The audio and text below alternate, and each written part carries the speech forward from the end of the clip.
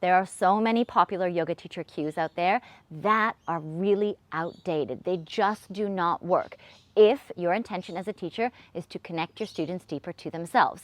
If that's not your intention, then maybe this video is not for you. But if you really want to help your students foster a deeper connection to themselves, then you want to listen up. I'm going to give you 3 teacher phrases, popular ones, very commonly used ones that I do not use in my classes. And I'm going to start with the very first one, which is the labels of beginner, intermediate, and advanced. So it might look something like this. For a more advanced variation of this pose, do this type of thing.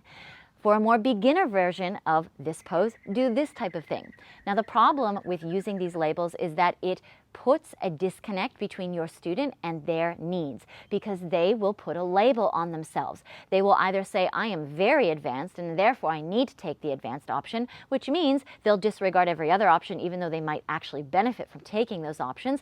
And the same thing as the beginner. They'll go, well, I'm a beginner. There's absolutely no way that I would take an intermediate or an advanced variation, and I would even play or try those things because I'm a beginner and I need to do beginner things. So when we put labels on variations of poses, we disconnect our students. Now, what you can say instead is, this pose is more demanding on this area of the body. This variation is more complex.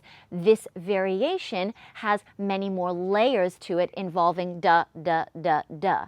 Now, yes, you're using a lot more words, but let me tell you, people will begin to connect a lot deeper to what it is that they need instead of aligning to what it is that they think they should be doing, or this identity, or perhaps a way that they have mislabeled themselves. The second thing that I do not say in my classes, a very popular teaching phrase, is, if it's in your practice, do blah, blah, blah. Now, the reason why I don't say this is because how is someone meant to get that into their practice? And furthermore, this disconnects your students from knowing, again, what is valuable for them, what it is that they need, and it disconnects them from actually acting on that as well. You'll have someone who will go, oh, it's in my practice, so there's the offer, I feel like I should do it. And you'll have someone that's going, it's not in my practice, and so I'm not going to try it at all.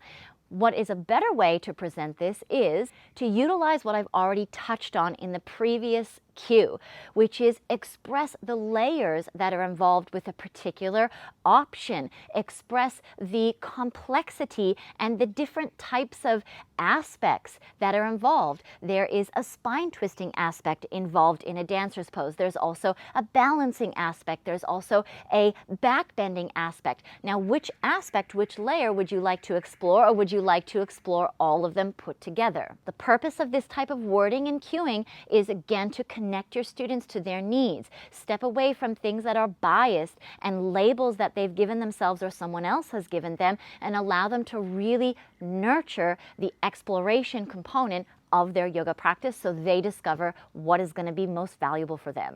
And the final thing that I highly recommend you stop saying in your teaching if you want to help your students connect to themselves is, to go deeper, do blah, blah, blah. The reason why this cue disconnects your students from themselves, because they are aligning with what a universal idea of depth means.